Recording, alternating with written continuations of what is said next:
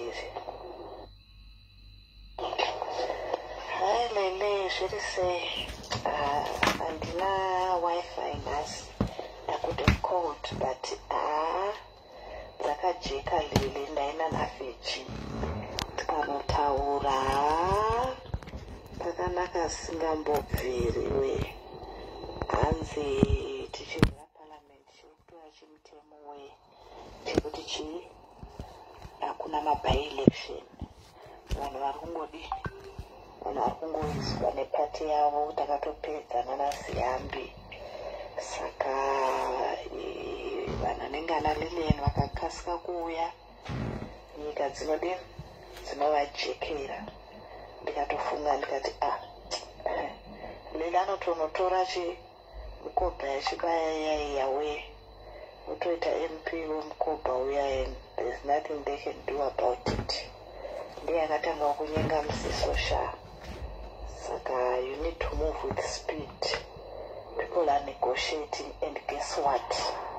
When they out of all people went to negotiate with Zimbabwe, makanditorera henyu city, but chitepo kuti ndisatorerwe mota.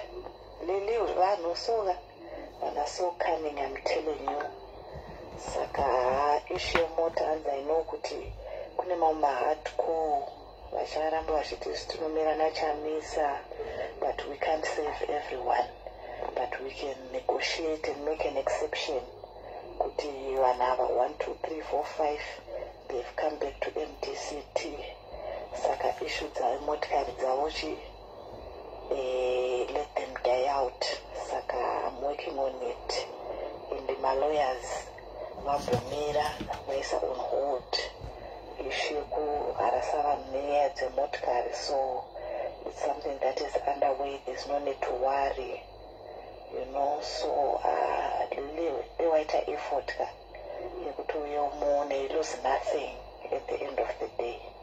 But believe you me, manzwi andanyatsoita hakuna election shamwari, hakutorina election zvachose, because chero kanzi election 2023, do you think even alliance kana UMDCT iri ready for election kuti tinowina? Hakuna zvinhu zvakadaro. Saka pakatoipa bhuru. Saka hano we had a fruitful meeting, and I think things are shaping up. We just need to take a bold decision at the end of the day. We put a bold decision that this is what I'm going to do. It's about me and my family, because Unwese is looking out for themselves. These are selfish people, and vanenge vachinonegotiate behind the scenes. Iwakangoti kwangwa wakadaro. So yeah, make a move, my sister. Sorry, Dr. DM, because I turned the most important thing when I cited war nezvigaro zvekupati, because tichaenda futi ordinary Congress. For now, what you need to do is to secure your position in Parliament or Senate or government.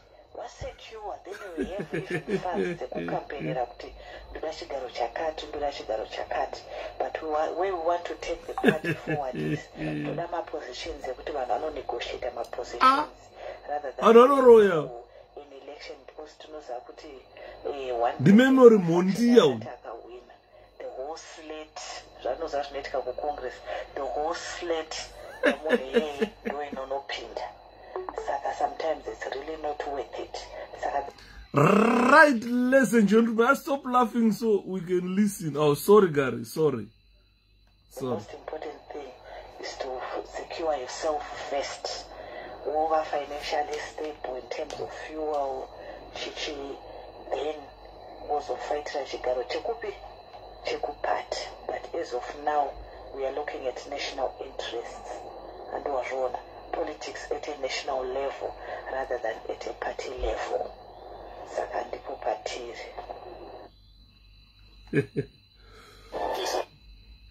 Ladies and gentlemen, Gary, You make me cough, huh? Gary Twala Jackson, my brother, you make me cough. Why? Koma Willers, how are you? Clever Wanya, Ziri say, guys, sorry, ndanonoka kumorisa. Regaini ngoti welcome everybody here. Nezuro takazotaurisa vakazopera data, vanhu vakazopesera vaenda vasina kuzopesa. Assassination of Chitepo, episode 1. Remember those who were there yesterday. We spoke. It's not me.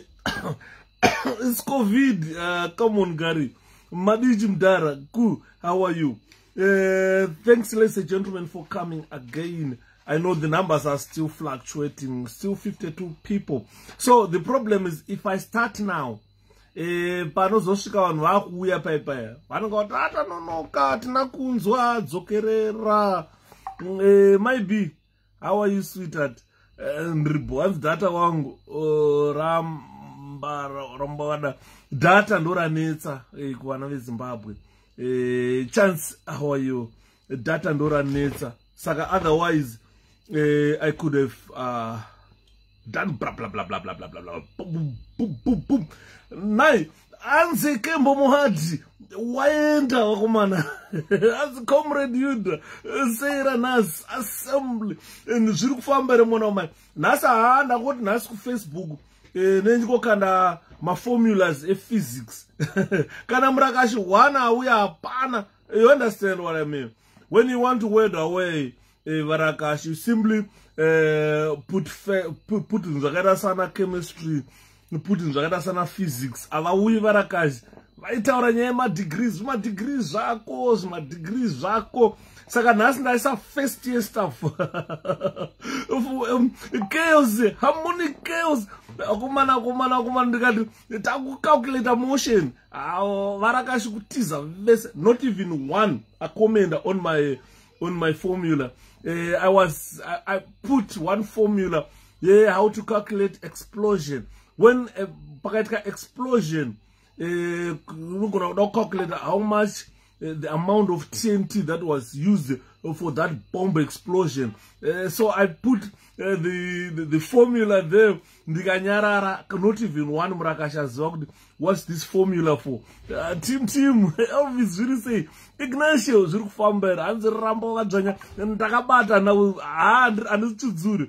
Team of years, Ngawe, team of years. This audio is so embarrassing. So embarrassing. People who we elected into positions, we thought that these people would take us to Canaan, and those people are hopeless. It's so embarrassing. It's so embarrassing. No matter, even if they go to Douglas Monzora, it now shows that even Monzora is embarrassing. As kuchinja mombe ne dongi lile nzanu muhadi MDCD pakai hanzi muhadi aramba kusiya Stonyeni. Stonyeni ati maya zvirinandisiye basa. Atimaona madhara kudya mbobo kudya ngondorosi madhara unwa 2 cups. Hanzi adecide Kembo Mohadi that it's better for me to leave the job. I can't leave Stonyeni. Lula haramba Mohadi. Tudiki ndo twanenga achita chiswanya tudiki. As I was with Alan Moe and Takuza ngadzori vati mudhara makaipa. Thank you so much, Willers. Alan, one day I will try to get data. We have Alan here. Anzi Monzora and the net and away Manya, no problem done. Maskora satite road ndaskora maskora mwana trafficus zviri kufamba zviri kuita kutapira atidzore tsvimbo nai nekuti azimwana guda abata kumeso zanu pevanzi what audio Yuda audio amuna kuizwa ere mukoma. It's an embarrassing audio ya Lillian Timovias achinyengwa na memory monda girlfriend ya Monzora. Hanzi unofunga kuti kana tikaenda kuma elections 2023 MDCT yacho pane chinobuda here paya. They don't even have confidence in themselves. And what job was he doing? Same namfoko. Job is job rawangati lula.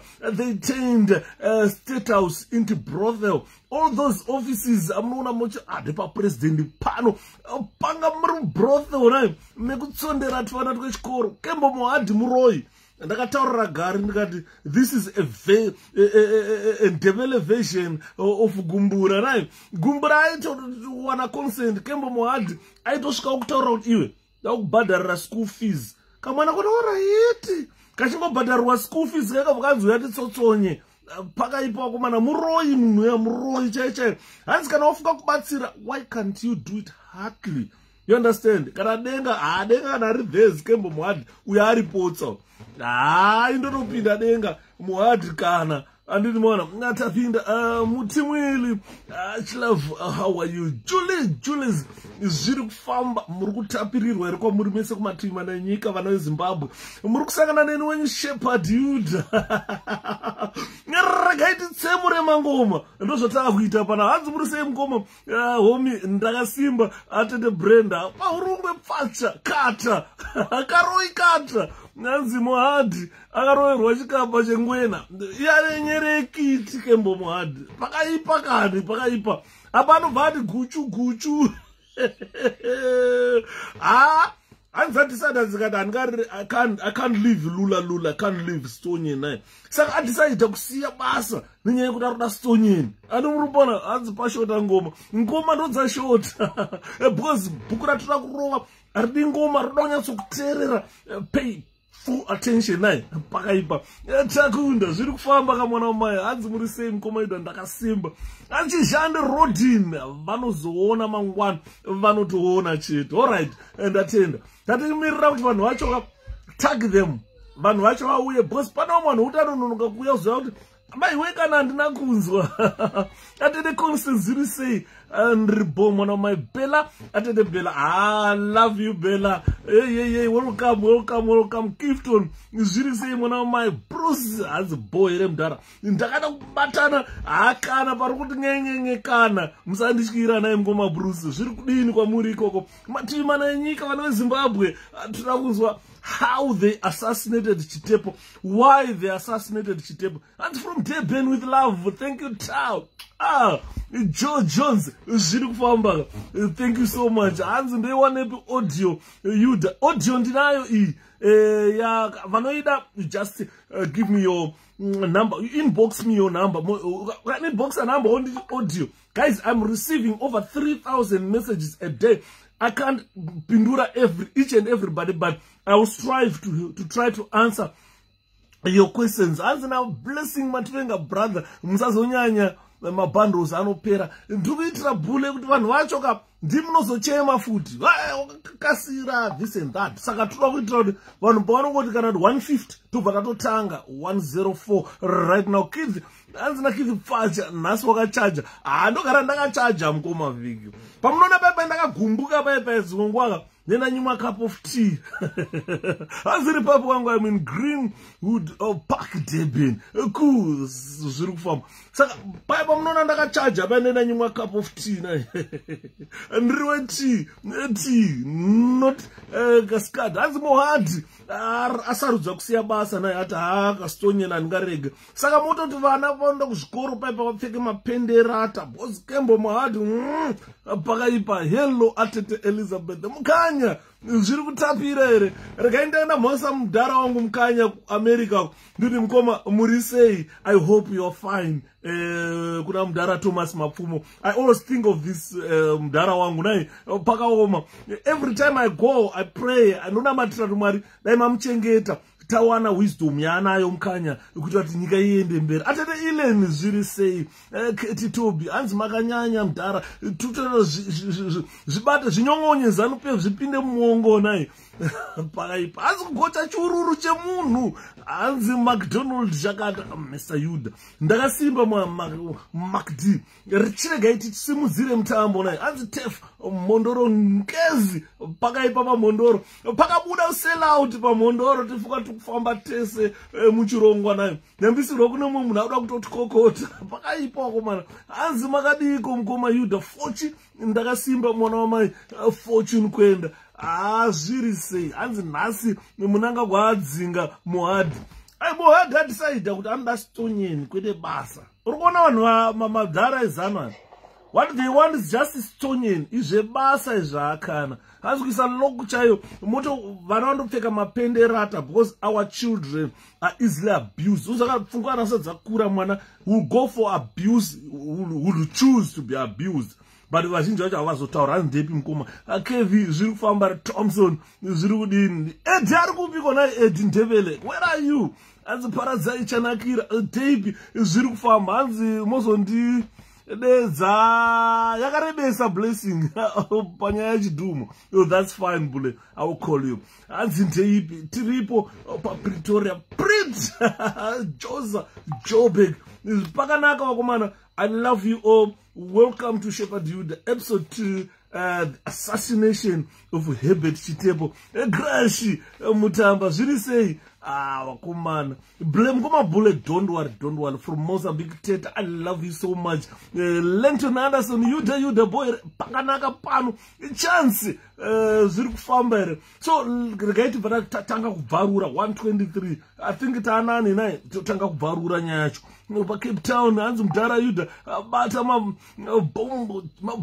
Kratz, Zanu, and I bata, Mabora would Muganda Nasi, that's how I'm busking up our pump. Pomboyaka Muskanaga Zurama, no Vanaga Bomba, TNT, that era TNT, I got oh. Ndikaona akandibloga nimkoma Daniel zviri sei ndadira TNT yakati oh paita explosion imwe yakaipa andaona kakatiza naye Cape Town zviri sei blaz zviri kutapira Jimmy zviri sei Mataga Cloud ndakutanga naye chitumo I follow Durban mwana Sarad. Thank you so much Rangarai Rambo Angels Chama Majabiro Zagabatana Zingutabra Kingsley East London Pakanaka Herba Josa Wakomana Yuda William Bayer Zirise Ndaganaka nae Chireka iti tange nae Ta 133 Zirkuita Pride Ruzi Prince Chijande welcome guys, welcome so much Gracia Zirise as Gracie as you don't Gracia not Gracie chance George Zirkufamba George Kashuwe Zirkufamba mwana wa makorokoto mauya pachirongwana Tone prosperous banda che banda bwanji wakumuzi bwanji kumeneko zikuyenda bwi no hell anzi chokwa Rashid Yakini motifungisa mama start type wa mbora man tapsula Samuel same zuri kufamba saka ladies and gentlemen rega enditange yesterday ndakatanga pa introduction the death of Herbert Wiltshire Chitepo tikaziva tese kuti Chitepo akafa rini Chitepo akafa musi wa 1975 akafa muna 1975 akafa wangori musi wa 18 March 1975 chachiri chipiri. It was on a Tuesday early in the morning around 8 o'clock. The car that Chitepo used, the VW, it blew off, then killing Chitepo instantly and his bodyguard.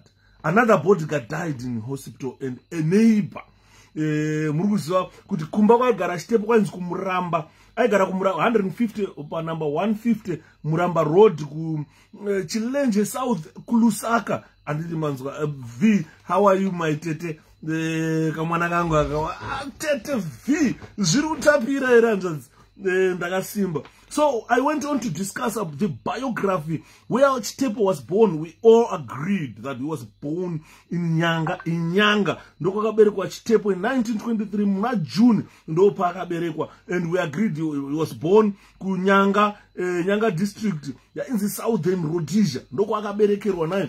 Akaberekerwa ikoko Chitepo akaenda akanda madegree akaita teaching akaticha for just a year akabva akanoita degree rimwe rakaita law akaenda kuTanganyika. He became one of the first prosecutors, first barrister mu Zimbabwe ndi ainzi iye Herbert Chitepo. Ukazozwa mumnaiti ndiri first black barrister mu Zimbabwe mutauro uri kunyepa iwe. Takaudzwa unzi vaChitepo Herbert he was the first barrister mu Zimbabwe. Anzi yawe maswera nobi zviri Nesbet zviri kutapira. So Chitepo Herbert was the first black barrister in southern Rhodesia yakunzi Zimbabwe today.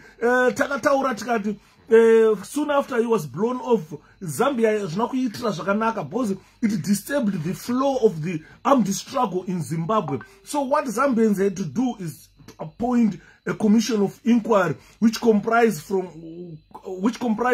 African countries. They were there. A commission of inquiry could try to find out who killed Chitepo. Why did you kill Chitepo? That's greetings. Danny Zirize Mukoma. Danny stole and Dara Seguru. Magadi Seguru. So you find out that there was a commission of inquiry set by His Excellency President Kenneth Kaunda, which investigated the circumstances that led to the death of Herbert, Wiltshire, Chitepo. And some countries which were there, Botswana, DRC, Congo, Brazzaville, these are Somalia, Tanzania. These were countries represented on DRC. So, what represent my investigations out to find out what transpired until Chitepo's death. Then the first witness to be interviewed by that commission, it was Bishop Abel 𝗘𝗣𝗜𝗦𝗢𝗗𝗘. That's good. Could you VP? VP? You know I'm not coming, guys. So the commission, they agreed on the languages to be used, which are mainly 3 languages, which is Spanish, English, and French, Africa. Then they agreed their hours of work. Wakapinda hours of work. Wakazotanga basara. Where do you get this type of information? Kuzi, pane intelligent, intelligence, because we can't say much, Kuzi, but hear from me what I'm saying. That's the truth. What happened when Chitepo was como está, bonjour, como está, como estás, so this is all what happened. Then these guys agreed on the procedure that they were taking. Then after the procedure, they agreed that we cannot sit without a quorum. Then they agreed on how many people or how many commissioners would constitute a quorum. And then they started their investigations on Friday, the 14th of July, 1975. Is a Bishop Abel 𝗘𝗣𝗜𝗦𝗢𝗗𝗘. Then this final report, the one that I'm holding today, is the report that was produced by the commission on the 7th of March and 8th of March, which was handed over to His Excellency President of Zambia, Kenneth Kaunda. We were studying lies all along. Definitely, guys, you were being fed poison. ZANU-PF is propaganda machinery, twisted everything to suit with Hansi. My hero. Guys, you are going to hear about this. The good part of this report, Hansi Prince, the good part of this report, I received a message today, just today, this afternoon. One of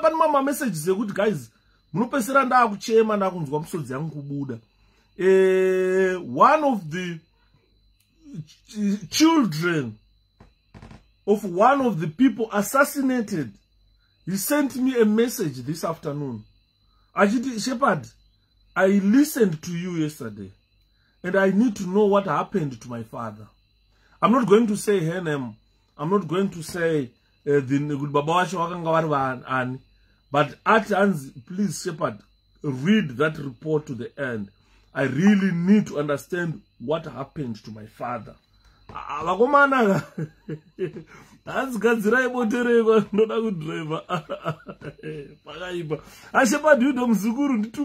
One laptop kuno kuZimbabwe. Sekuru ma laptop aripo.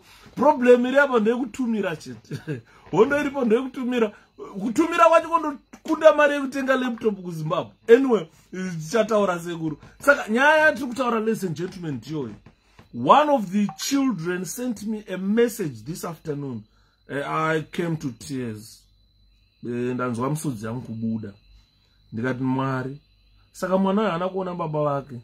his father was murdered in ZANU-PF in 1978. Because asked it, but Baba wangu inini Shepherd, tongogara ninge ndiyakatanga kufanika no, tongogara died in 1979. Your father died in 1978. According to this report, the father died, was murdered in 1978. Ndanzwa msodzi yangu kuda kubuda kuti saka mwana anambona baba vake ever since, and the father was never seen.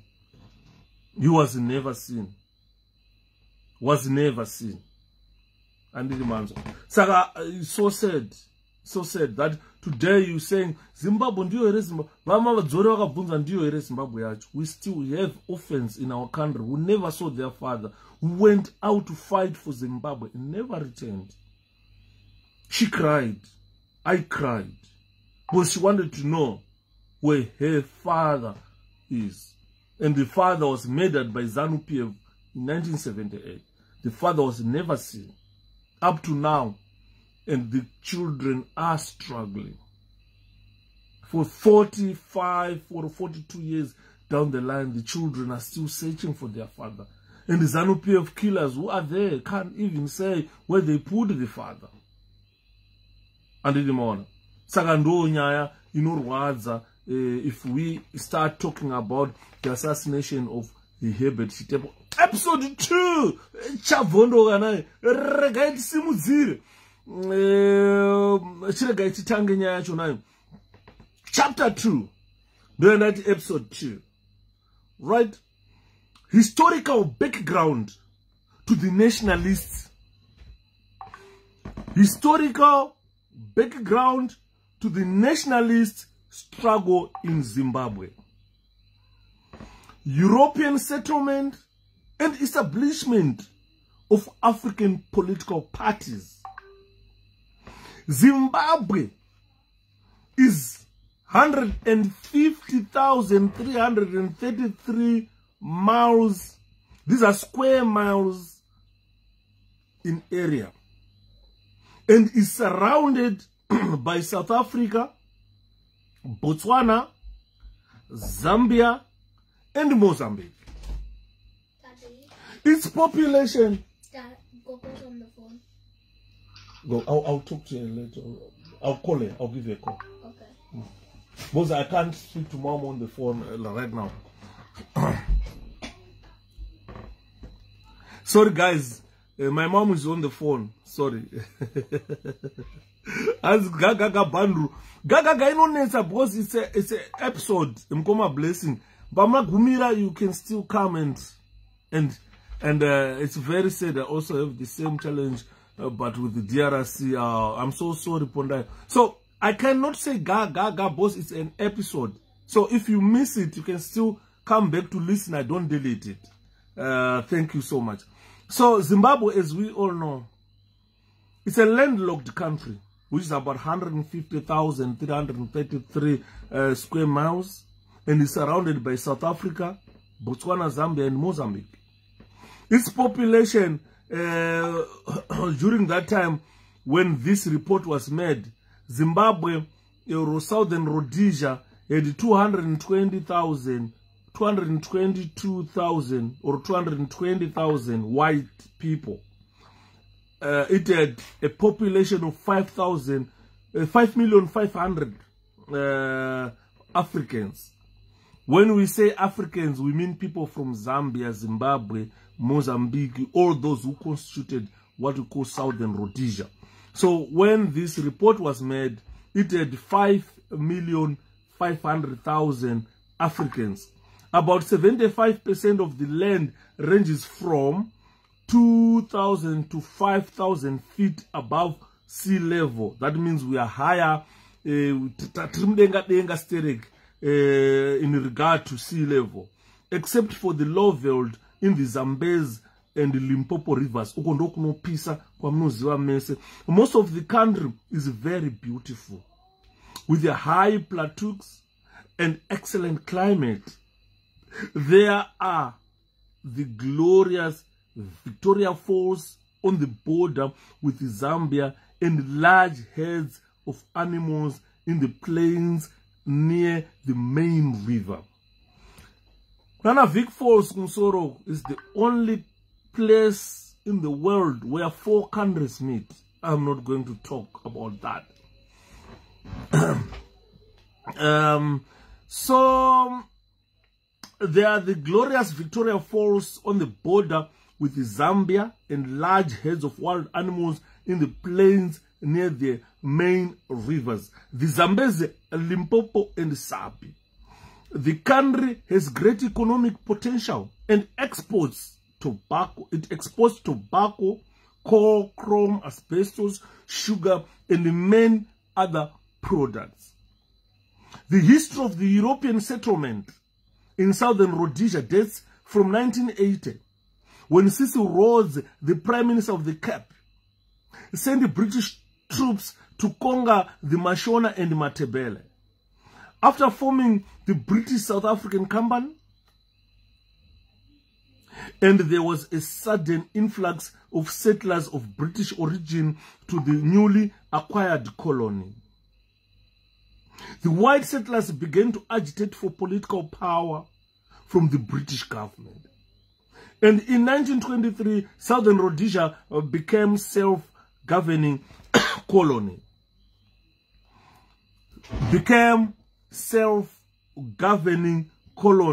That means Southern Rhodesia in 1923 became self-governing colony with the same Godfrey Huggins. Godfrey Huggins was not there during that time.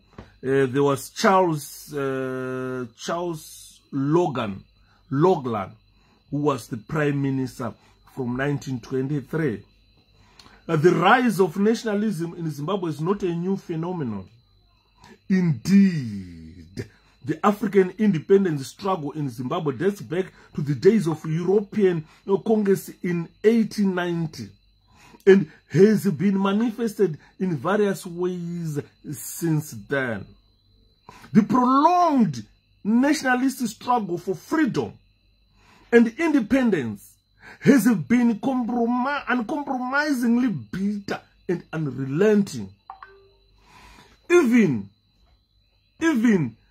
with the unilateral declaration of independence, UDI, by the white minority regime of Southern Rhodesia in 1965, the nationalist parties have continued to fight for political control of Zimbabwe with indomitable courage and unflinching determination. The military aspect of the struggle has taken the form of guerrilla warfare by the nationalist movements. Guys, ndodati mubate papa. Ndodati mubate patauro on the military. Come on here. Patauro on the military aspect of the struggle. There was a political aspect of the struggle, which is what MDC and other opposition political parties are engaging. That is the political part, the political aspect of the struggle. But during that time, there was a political aspect of the struggle, and there was a military aspect of the struggle. There were two aspects which fought the Ian Smith regime. So, as Zimbabweans, we are fighting on political aspect, not on military aspect, whilst we are fighting a military government. So, you need to think twice. This is why I played this audio at the beginning. People have lost hope to say even MDCT in 2013, Yamonzo Rasho is not going to win election, because they are looking at the political aspect of the struggle. So other people should be looking at the military aspect of the struggle, similarly to what the guerrillas did. That the guerrillas or the nationalists, they looked at the military aspect of the struggle, which took place in form of guerrilla warfare by the nationalist movements. Before World War II, a number of resistance movements existed in various parts of Southern Rhodesia, which we call now Zimbabwe, to fight white colonialism. However, as was the case in many colonial territories under British rule at that time, these mushroom organizations remained largely amorphous and were only consolidated into one nationalist movement after the war. The Southern Rhodesia African National Congress, SRANC, the Southern Rhodesia African National Congress. The first nationalist political party was the Southern Rhodesia African National Congress, SRANC. This was the first nationalist political party in Southern Rhodesia. Musazonyeperwa nevakaiti ZAPU ndo first political party muZimbabwe. Musanyeperwa nevanoti ZANU ndo first political party muZimbabwe. Those are not the first political parties in Zimbabwe. The first political party in our country is known as the Southern Rhodesia African National Congress, SRANC. This was the first political party in Zimbabwe. This party was led by Joshua Nkomo. This is why you see Zimbabweans say Nkomo is Father Zimbabwe. He is the first nationalist to lead a political party, SRANC. Don't worry, Blessing. You can still listen to this another day. So, Joshua Nkomo, this is where the title Father Zimbabwe came from. He was the first black African to lead a political party in Southern Africa. The first political party in Southern Africa. Rhodesia. Southern Africa, Rhodesia, Zimbabwe today. This party was launched on the 12th of September 1957. 12 September 1957, Joshua Nkomo led the first Zimbabwean political party, SRANC. It brought together under its umbrella various nationalist associations. Through this organ, the African population in Zimbabwe was able to give expression to their political views. African nationalism, which had by then achieved some degree of cohesiveness and shown a remarkable political awareness, was something to conjure with in the context of the Zimbabwean politics. The SRANC spearheaded the struggle against the settler government and was against the proposal of Central African Federation of Northern Rhodesia, Southern Rhodesia, and Nyasaland. Pandaitaurira vanhu vaya vanoti mabwidi ndikati varume, you don't know your history. Northern Rhodesia, Southern Rhodesia, and Nyasaland yamoti mabwidi isusu. It was one country. One country. It was a federal country. Saka kona Malawi nari ku Zimbabwe usamtuka, because it was one country. Kona Zimbabwe nari Malawi usamtuka kana ku Zambia. It was one country. And it was one country. Saka ukazwa munhu anobva ku Zimbabwe achikuti bwidi undotoshamisika kuti baba vanoziva history nhoroondo yavo here yekuti we were just one country. So the SRANC spearheaded the struggle against the settler government and was against the proposal of a Central African Federation of Northern Rhodesia, Southern Rhodesia, and Nyasaland in all its manifestations. Because the federation was dominated by white settlers, it was hated and vigorously opposed by all Africans. The SRANC fought relentlessly side by side with its sister parties, the Nyasaland African Congress and the Zambia African National Congress. So it means these sister parties in these three countries which were brought together, they were against a federation. And so they fought hand in hand to make sure that Zambia get its independence, Malawi its independence, and Rhodesia get its independence. So what they aimed was to destroy the imposed white-dominated federation. The SRANC mobilized the African masses and held mammoth anti-federation and anti-colonialist public rallies and demonstrations which often ended in riots. Early in 1959, SRANC was banned by the United Federal Party, UFP, settler government of Southern Rhodesia led by Edgar Whitehead. And so the sister parties, okay, mdara guys, zvai bata zita iri mdara anonzi Edgar Whitehead bata zita irori. And so were the sister parties of Nyasaland and Northern Rhodesia, they were all banned. The SRANC leadership was detained together with several of its militants. Pava SRANC vana Joshua Ngomo vakatorwa vakakandwa kujeri. Vakomana vaimhanya navo vakatorwa vese, they were put in prison.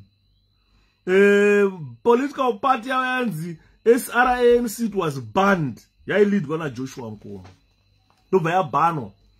Zambia, the same happened. In Malawi, the same happened. So that means Vauraya political party. What is happening in MDC? ZANU-PF trying to destroy MDC. It's not a new thing. ZANU-PF copied all of its systems from from Rhodesians. This is why you see they end up locking Wana Job Scala, Wana Changirai, Wanani. They are being locked up just to try and destroy the MDC. That is a tactic which was even used during the Rhodesian time. That mubate ipapo, that batai say Edgar Whitehead's name. So what comes after that? There was the National Democratic Party and the Zimbabwe African People's Union. No pakazo simuka zap ipapo.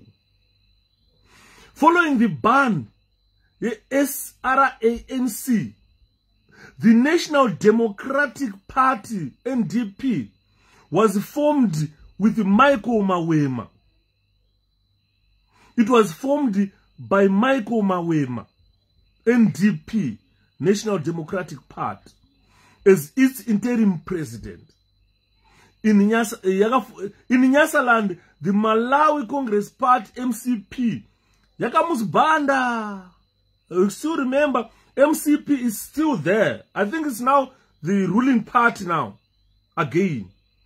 And in Northern Rhodesia, Zambia, the United National Independence Party, yaitungamirwa na mdara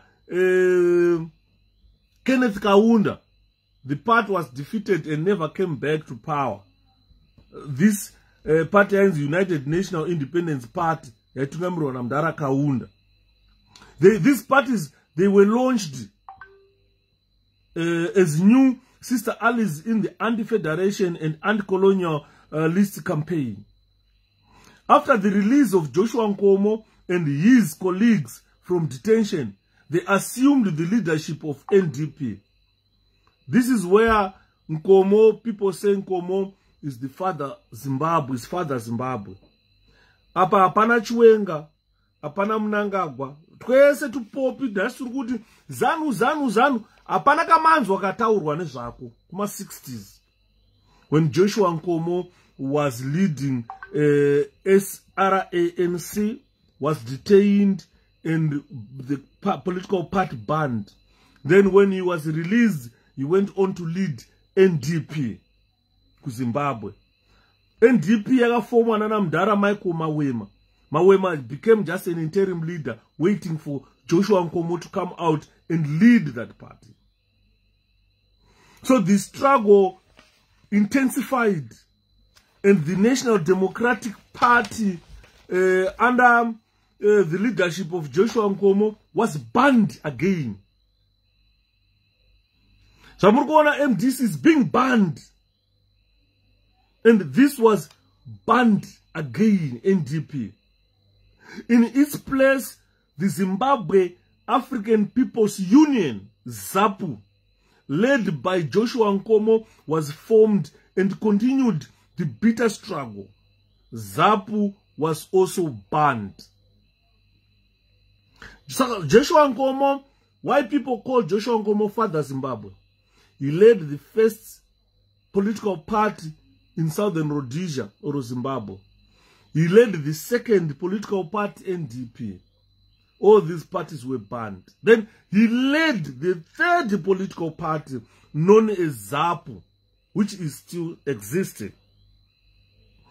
Commenting on the ban, the White Rhodesian regime explained the sequence of events in the following passage cited by the Peace Commission. Ian Smith went on to say, on the 29th of December 1959, a new African political party was formed with the title National Democratic Party, NDP. It proved to be nothing other than the Southern Rhodesia African National Congress under a new name, and was led by many persons who had been office bearers or members of the SRANC. Its activities were little different from those of the predecessors. It was eventually banned on the 9th of December 1961. And within a week, the 16th December 1961, its successor, the Zimbabwe African People's Union, ZAP, came into being and carried on where the NDP left off. And on the 20th of December 1962, it was too banned. So Ian Smith banned ZAPU because it was being led by the same elements that led Southern SRANC under the Manzo. From there, the banned nationalist parties were accused by the settler regime of arson, violence, threatening violence, destroying European owned property, and intimidation. History repeats itself, ladies and gentlemen. When the nationalist parties were being banned by Ian Smith, these guys, it was not Ian Smith, it was Mdara Whitehead. They were citing that these parties, they are arsonists, they use violence, they use threats of violence, they destroy European-owned property and intimidation. This is the foundation of ZANU-PF. It never moved away from this politics of intimidation. It never moved away from this politics of arson. ZANU-PF never left violence. ZANU-PF always destroy properties. Whether you are white or black, your properties will be destroyed. It's a culture that ZANU-PF learned for decades. And the Rhodesians, they banned them because of this. So, say Godfrey Huggins, later Lord Malvin, who had been the Prime Minister of Southern Rhodesia since 1933, not 1923, became the Federal Prime Minister following the imposition of the Federation in 1953. So federation was formed in 1953. Malawi, Zimbabwe, and Zambia was one country. That federation was formed in 1953. Lord Malvin's political party is United Federal Party, UFP. Welcome our moms. Blessing Dara. Welcome moms. Welcome.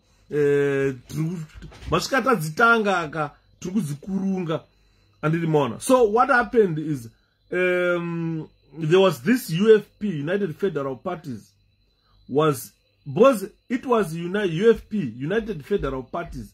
It united 3 parties from Zambia, Zimbabwe, Malawi. Right? It was at that time the strongest European party in all the 3 territories of the Federation. It was launched just before the imposition of the doomed Federation. In public, the party professed belief in partnership among the races of multiracialism. But the government in Europe, hence for the foreseeable future. The Prime Minister of Southern Rhodesia was UFP's Garfield Todd, but became of his liberalism, he was replaced in 1958 by Sir Edgar Whitehead. Under the pressure of African nationalism, however, Whitehead's government introduced some minor reforms designed to reduce economic hardships for Africans. His regime was forced to amend the constitution to increase African representation in parliament. Though the whites still had overwhelming parliamentary majority, these meager concessions to Africans angered the whites of Southern Rhodesia, and at the 1962 elections under the new constitution, white voters turned against Whitehead United Front parties and voted the right-wing Rhodesian Front into power. Ndopakauya Ian Smith kuita prime minister pama elections in 1962. Ian Smith became prime minister. Political party against Rhodesian Front ndo yakabva yauya into power. That was 1962. The Rhodesian Front, which was in every respect a successor to the ultra-right-wing neo-fascists Dominion Party, was formed after the imposition of the Federation in 1953. Its avowed objective was to oppose any African political advancement in all 3 federal territories. The Dominion Party stood for UDI and apartheid and saw UFP's policy of partnership and the limited political concessions to Africans as a threat to the Europeans' future in the Federation. Hence, at the 1962 elections, the white electorate voted the more ruthless and reactionary Rhodesian Front Party. Ladies and gentlemen, mabata ere apa parikunzi Dominion Party they oppose anything that was against Africans. After that, then pakazofoma this Rhodesian Front RIF, which was voted in 1962. The Africans boycotted that election. The Africans boycotted that elections. In 1962, Africans boycotted them on the grounds that their political representation was totally inadequate. They felt that they were not adequately represented. The African nationalists aimed at oppressing and dividing them. And in this way, they were assisted by a serious split in ZAPU, which occurred in July 1963. Mabata ere ipapo varume. My elections akaunza Smithy akaitwa 1962. Kuzokonana kweZAPU neZANU kwakaitika 1963. Ndompaka muna July ndompaka split ZAPU. So ZANU-PF came from ZAPU. ZAPU is a more senior political party in Zimbabwe than ZANU-PF. So ZANU-PF came later. Right? The People's Caretaker Council, PCC, and the British, and the birth of the Zimbabwe African National Union, ZANU. Following the banning of ZAPU, the People's Caretaker Council, PCC, was formed in southern Rhodesia under the leadership of Joshua Nkomo, again, Father Zimbabwe. The party, however, continued to use the name of ZAPU outside southern Rhodesia. Just at the point, part of the leadership of former ZAPU rallied around the Rev. Ndabaningi Stole. Pauya vekwedu. Reverend Ndabaningi Stole. So most people from ZAPU rallied behind Reverend Ndabaningi Stole in opposition to Joshua Nkomo. The division became very serious, and all attempts at reconciliation failed to bring the two functions together. Ladies and gentlemen, here again history repeats itself. We have got the MDC splitting. Reconciliation between Monzora and MDC alliance will never happen. It will never happen. ZANU-PF split in 1963, ZAPU, and they tried to reconcile the two parties. Part 1, and they failed to reconcile. Unit Accord 1987 chichinzanzi fake, because these two parties will never reconcile. I believe Joshua Nkomo was killed. So the split led to the formation of another political party, the Zimbabwe African National Union, ZANU, in July 1963, under the leadership of Reverend Ndabaningi Stole. Membership was predominantly composed of Shona ethnic groups. New problems soon arose within, which considerably weakened the nationalist struggle against the settlers. History repeats itself. History repeats itself. The split weakened the nationalist struggle against the settlers, who since December 1962 had come under the leadership of the Rhodesian Front. The period of the split was characterized by a bitter struggle for supremacy between the two rival nationalist movements, resulting in carnage and wanton destruction of property. The racist regime of Southern Rhodesia took advantage of the situation and banned both the PCC and ZANU in 1964, and detained the leaders and the militants of the political parties. Exactly what is happening today, history repeats itself. ZANU-PF is taking advantage of the split to try and sink the MDC alliance in favor of Douglas Monzora. This, I am telling you, it won't end up well. Believe me, it won't end up well. So, Chitepo and ZANU were external wings.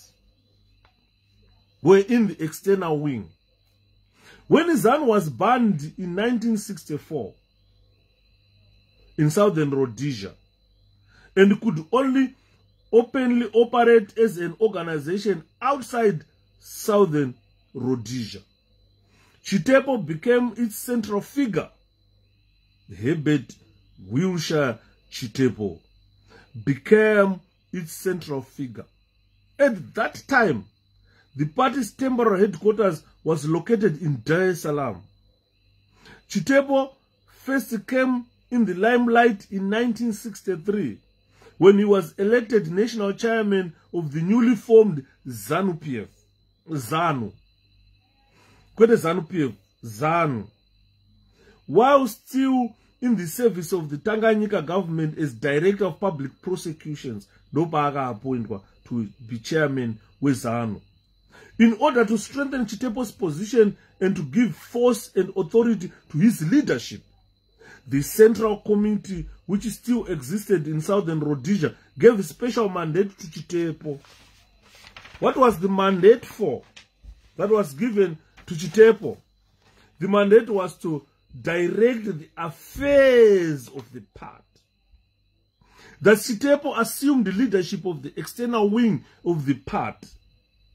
He engaged in the Tanganyika government, however, left him very little time and scope for the pressing demands of the party in its expanding activities.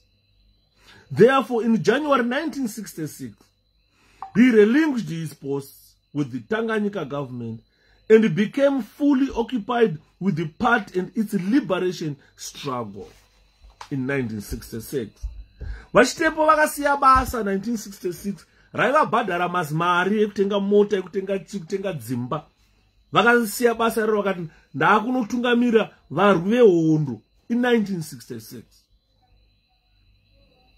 On the other hand,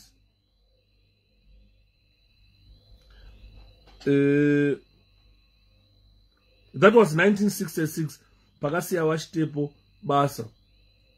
On the other hand, members of the PCC outside Southern Rhodesia also reorganized themselves and continued to prosecute the struggle from the liberation of Zimbabwe separately and independently. Mababata kuti Chitepo ndokuya kwa, this is when Chitepo came to limelight.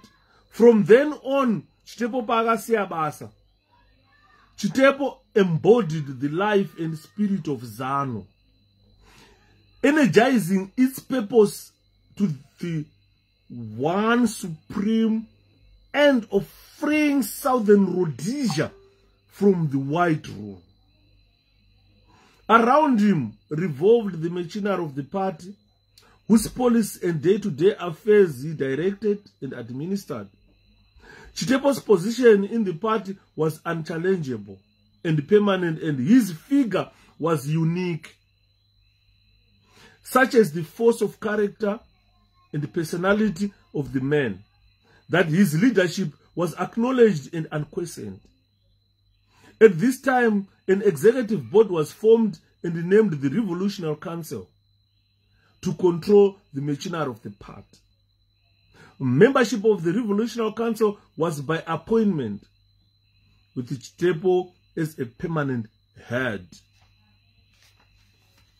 This is clear, guys. The quest for unity. Unity. As a result of the successful struggle waged by the people of Zimbabwe, or Northern Rhodesia and Nyasaland, the Central African Federation was dissolved in 1963. In 1964, Northern Rhodesia and Nyasaland got their independence from British rule, and those countries became Zambia and Malawi. That means Zambia became independent in 1964. Malawi became independent in 1964. They got their independence from British rule in 1964. However, owing to settler transitions, there were no visible changes in political scene in Southern Rhodesia in line with the developments of both Northern and Nyasaland. And to make it worse, the Rhodesian Front regime of Ian Smith declared Unilateral Declaration of Independence, UDI. Andi muri kunzwa nyaya yekutaura panapa. Kuti paka 1964, just imagine, dai takawana independence in 1964. It was probably gonna be better because we're going to be under the governorship of Joshua Nkomo. But varume Zimbabwe ndofunga yaizoora zvikwamaiora izvazvi. Look now, since UDI, Ian Smith in 1964 he declared UDI. That means akabata achinene zvekuita nema British. This defiant act on the part of the white settlers sent shockwaves into the very foundations of nationalist organizations throughout Zimbabwe. The inevitability of armed struggle was then being seriously considered. After declaration of UDI, these nationalists said, no. I think we should seriously consider armed struggle. History repeats itself. History repeats itself.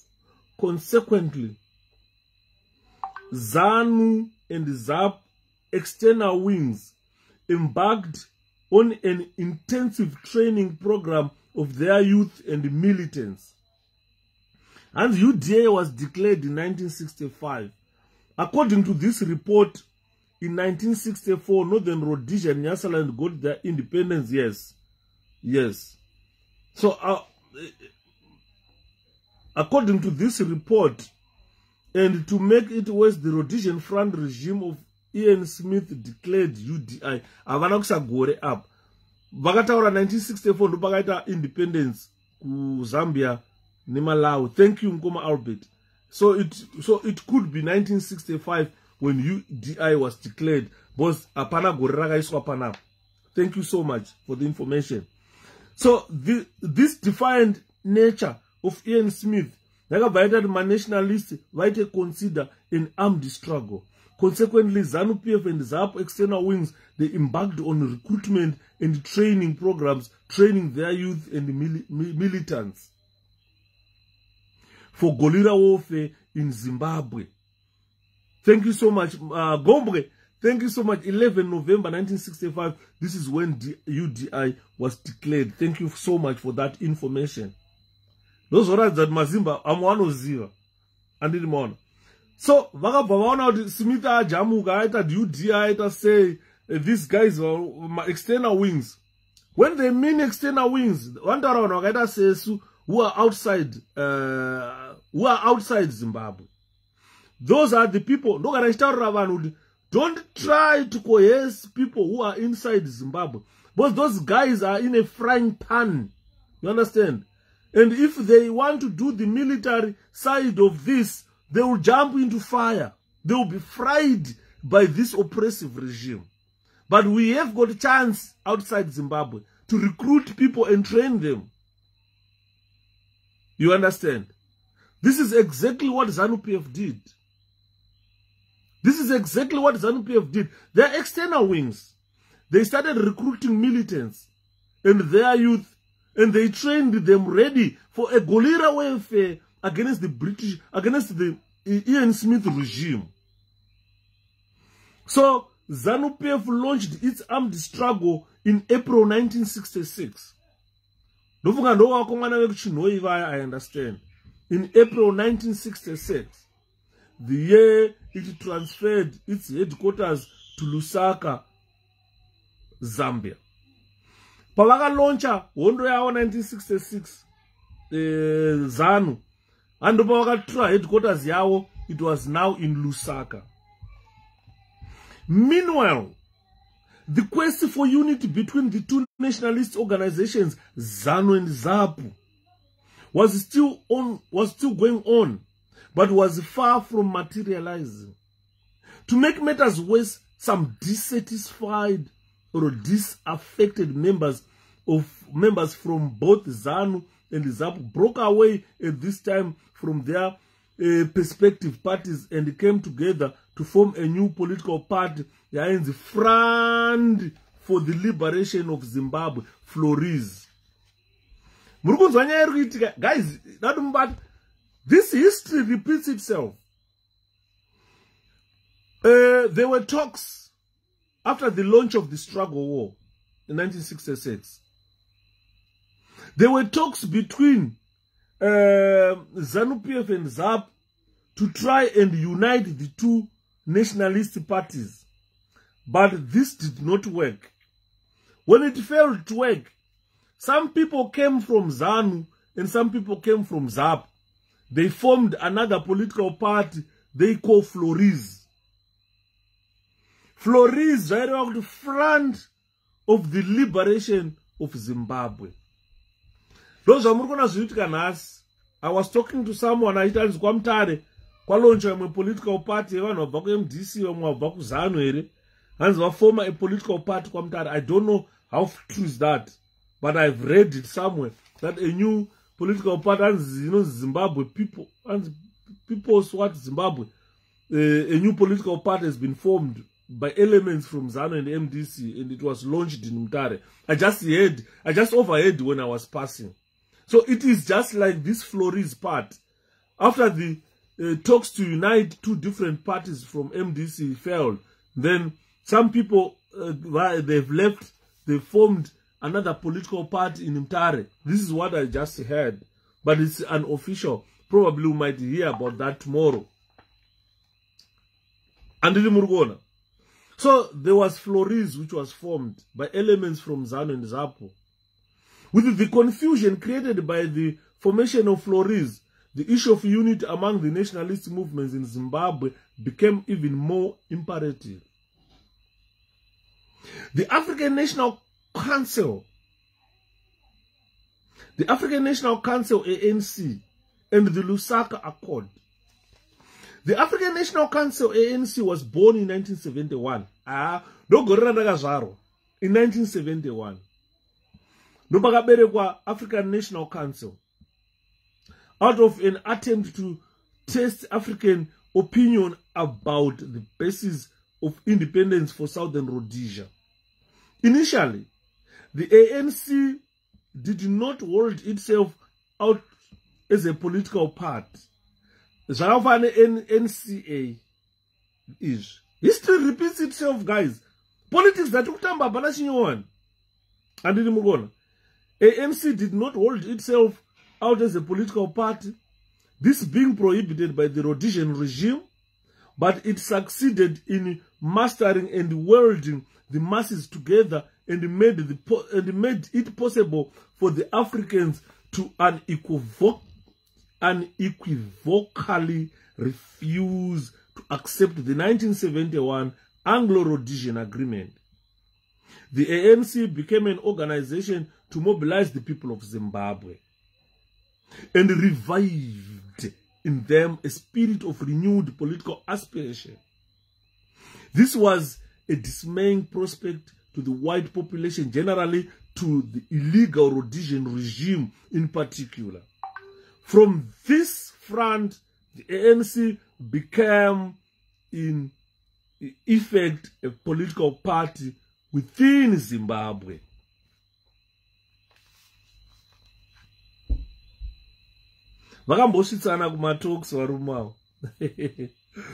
Since all efforts by the OAU to unite the nationalist parties in Zimbabwe had failed, the only hope of achieving this objective now seemed to lie in Joshua Nkomo of ZAPU and the Reverend Abaningi Stole of ZANU, who were still in prison Southern Rhodesia. There had been the defeat of the Portuguese in Mozambique and the intensification of the struggle by the Zimbabwe patriots. Ian Smith released Joshua Nkomo and Reverend Abaningi Stole temporarily on the 18th of November 1974 to enable them to attend a meeting in Lusaka, Zambia, with the Presidents Julius Nyerere of Tanzania, Seretse Khama of Botswana, Kenneth Kaunda of Zambia, and Samora Machel of Mozambique. Bishop Abel Tendekai Mzorewa and Joshua Nkomo attended the first meeting. The Reverend Abaningi Stole could not attend because of the new internal problems which had beset ZANU-PF. Which has beset ZANU, not ZANU-PF. Unbeknown to the four presidents and the ZANU external wing in Lusaka, Reverend Stolle had been dismissed as president of ZANU by the members of the Central Committee in prison and replaced by Robert Mugabe. This is when Robert Mugabe came into being. Reverend Stolle zakarwa kuziri kujeri. That replaced na Mugabe vari mujeri. Mugabe was its Secretary General we ZANU. Saka ma Secretary General MDC kwayona Welshman RSG akapanduka akaita yake bato. Douglas Monzoro akada kubvuta. Saka ma SG vane nyaya. Mugabe was ndopa zvakatanga izvi kuti ma SG anenge achipanduka vachibvuta chimuti. Zvakatanga na Robert Mugabe. Ndiye akabvuta chimuti vari mujeri and he became the leader of ZANU-PF. In the internal problems of ZANU relating to the Reverend Stolle were soon healed, and on the 13th of November 1974, he was reinstated as ZANU leader by the ZANU external wing in Lusaka. Ndopakatanga hondo apa. Ndopakatanga hondo. Apart from the abortive dismissal of Dara Stolle from ZANU leadership, another problem which beset ZANU at the time of the declaration of unity in Lusaka was the ZANU-PF military cadres in the front. The cadres had mutinied against the military command and were determined to replace it by a new high command of their own choice. So the guys who were fighting in the bush, they mutiny against high command ZANU. So they wanted to replace that high command with their high command of choice. And while the declaration of unity was being signed, a number of kidnapping and killings were taking place as a result of the rebellion, until the Zambian and Mozambican authorities intervened. The presence of the legitimate leaders of the people of Zimbabwe created an atmosphere of hope that unity would at last be achieved. No, the famous Nari Rebellion. Early December, arrangements were made to get the leaders together. The meeting, which started on the 3rd of December 1974, culminated in the declaration of unity by Zimbabwe Nationalist movement. The Unity Accord was signed on the 7th of December 1974 at State House in Lusaka by 4 leaders, namely Bishop Abel Mzorewa, President of ANC, and then Joshua Nkomo, President of ZAP, Reverend Abaningi Stolle, President of ZANU, and James Chikerema, President of Flores.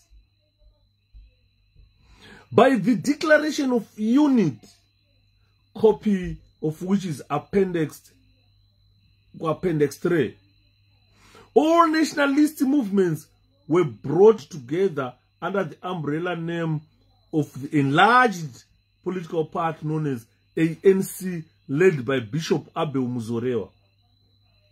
1974, in Bonzwa, 1974, Muzorewa akatombotungamirira Muzorewa. Mapati zesa anangoma vakaswa pasi, ana mudhara revhu vakaswa pasi, Muzorewa akaita mukuru wemapolitical parties ese ati kutaura nezvavo. 1974. Following this momentous declaration, Ian Smith also agreed to release the leaders of the nationalist movement permanently. The ANC leaders made another joint declaration on arrival in Salisbury on December 11, copy which is Appendix 4. Consequently, the ANC was recognized by the OAU Liberation Committee as the sole political party representing the African people of Zimbabwe, and the former parties ceased to be recognized. This is the end of chapter 2, or episode 2. Chapter 2, or episode 2, it gave us the rough idea of how politics were played in the 60s and 70s. This is where you see the first political party, SRANC, which was led by Joshua Nkomo. It was banned. Nkomo came out and led the political party that was formed by Michael Mawema, NDP. And the same political party was banned because the same elements which led SRANC were the same elements which led this new political party, and it was banned. Then ZAP was formed whilst Joshua Nkomo was in prison, and when he was released, he became the president of ZAP. But there were differences between my languages. Ndrimshona, ndrimdebele, makutara languages sina nemsoro wese panapo my way. Izvo zvima languages ndo zvakauraya politics dzemuZimbabwe. Ngada takatora independence kudhara. Then the part split, ZAPU split. Sekuru wangu inini kunobarwa mai, kunobarwa mbuya, wakabara mai yangu inini asole. Ndo wakabva vafoma party yanzi ZANU. ZANU yona nhasi iripo. Ndobva vatukamirira ivo. Sekuru vari mujeri, mugaba ari mujeri, apa hapana vana munanga gwari kutaurwa nezvavo, hapana vana chiwenga kutaurwa nezvavo. History repeats itself. And then vari mujeri, sekuru vakarohwa coup. Ndokwanzi Robert Mugabe, who was the Secretary General of the party, is now the leader of the party. And this was not recognized by the external wings. But ZANU-PF external wing were busy recruiting fighters, guerrillas, to go and fight in southern Rhodesia. As a result, Sekuru Revi was reinstated as ZANU-PF leader. Talks were held, as you heard, to try to unite ZANU and ZAPU, and those talks failed. Pachipamwe, and those talks failed. And when those talks failed, kwakaitika a unit accord yakaitwa ipapo, where all the leaders vakadaizwa kunzi uyai kuno titaure tigare pasi hondo yenyu yamira kuZimbabwe. You are not even moving forward. The war has stopped because madzinga varevi pakaitwa an agreement pakafomwa party yanzi ANC. ANC yaitungamirwa naMuzorewa. Muzorewa ndiye yaakazoisa U mkwekwe akuiti yake inonzi UANC. Muzorewa was made leader at the unit accord. That is so all the nationalists being released from prison. And when they were released from prison, zvakaramba kuklika izvozvo. Ndo pera kwe episode 2. I hope you guys enjoyed episode 2. Well, episode 3 will be chapter 3.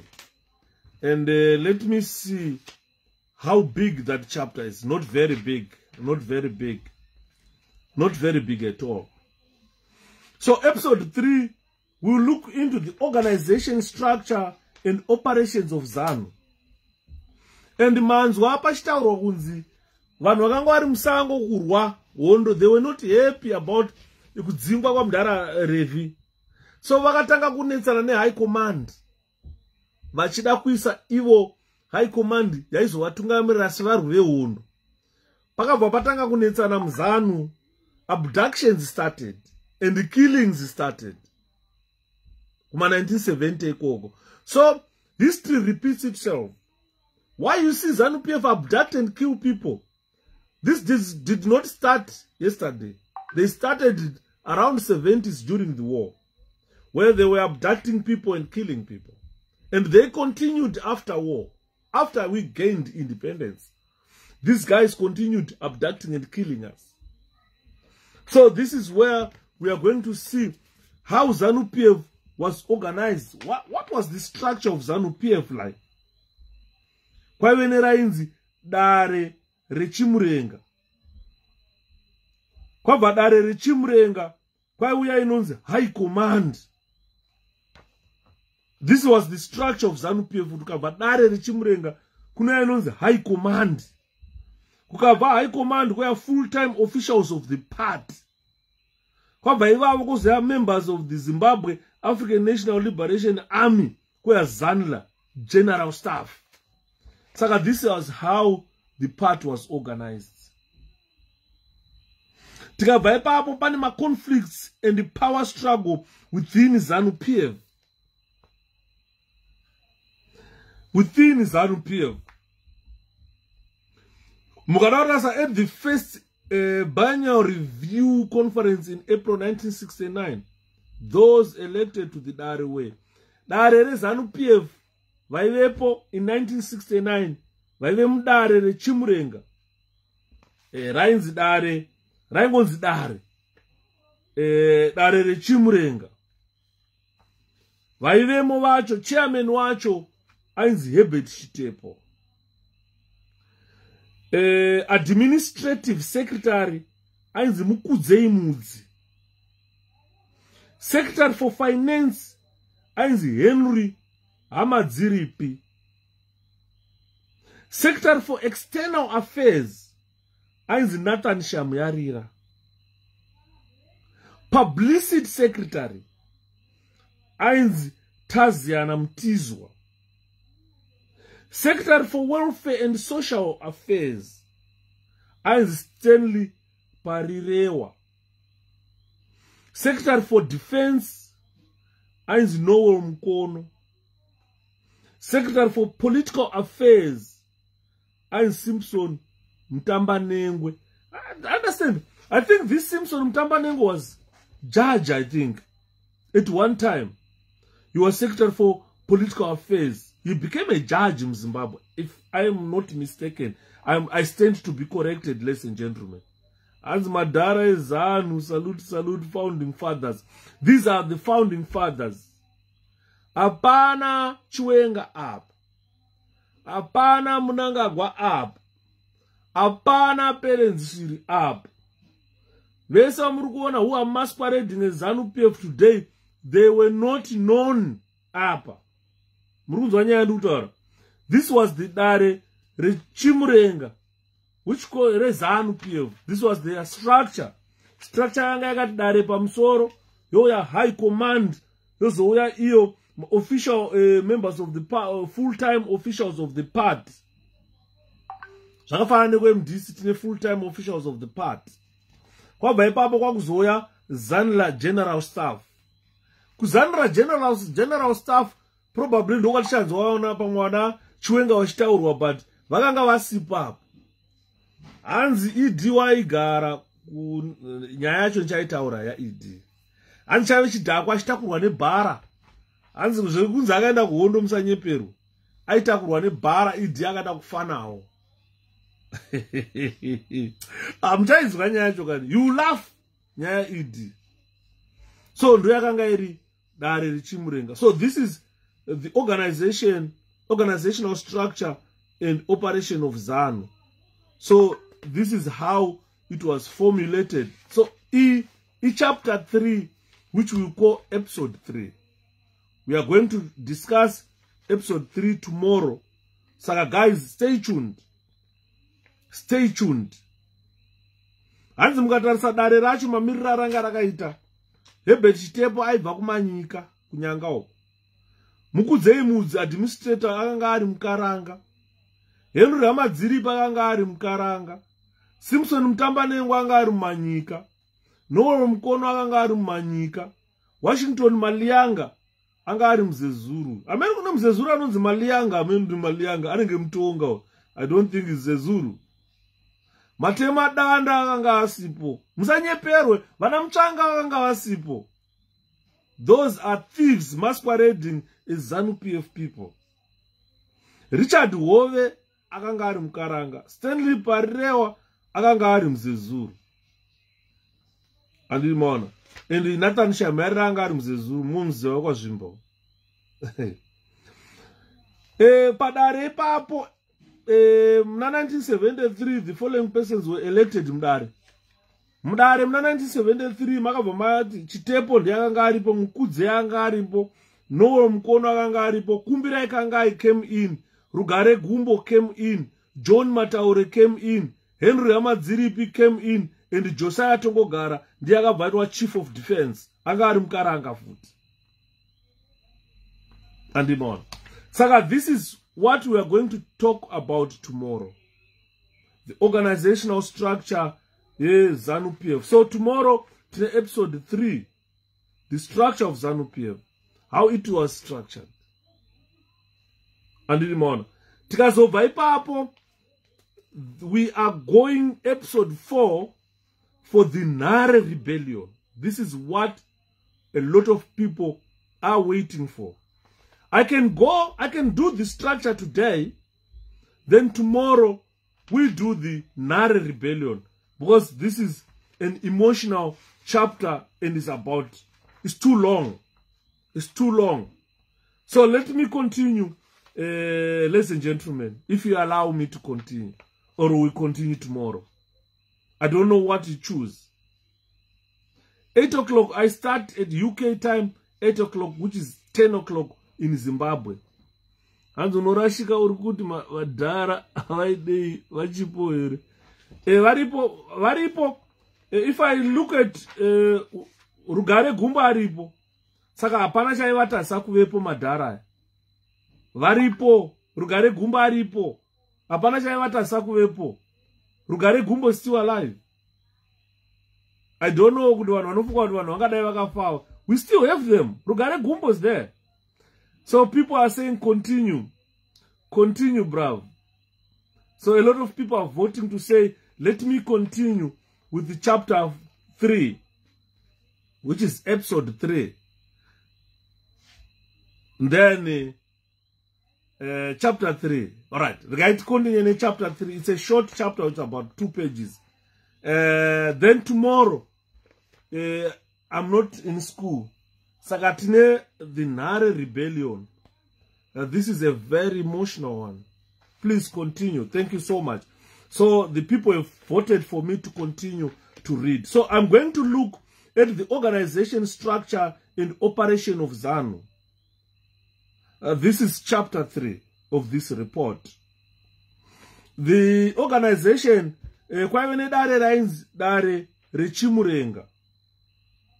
right? For closer proximity to the center of the struggle and for better coordination, ZANU moved its headquarters to Lusaka, the capital of Zambia, in 1966. The membership of the Revolutionary Council had grown to 19 and proved ineffectual as a political organ. The name Revolutionary Council was subsequently dropped and replaced by Dare Rechimurenga. This was a war council, or this is what they call a supreme council.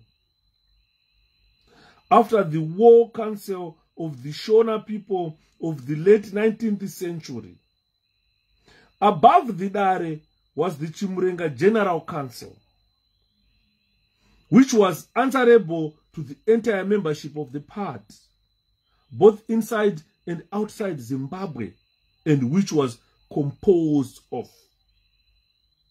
Chimurenga General Council was composed of members of the Dare, members of the High Command, full-time officials of the party, members of the Zimbabwe African National Liberation Army, ZANLA General Staff.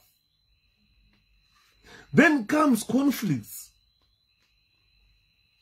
There was struggle for power, conflicts in ZANU-PF, which almost derailed the fight for liberation.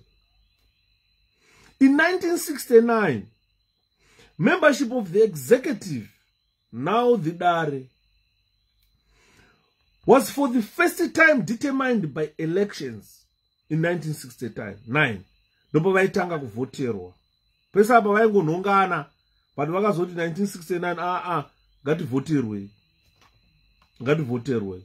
This was a departure from the old policy of appointments, but was subsequent events were to prove this was a regrettable step.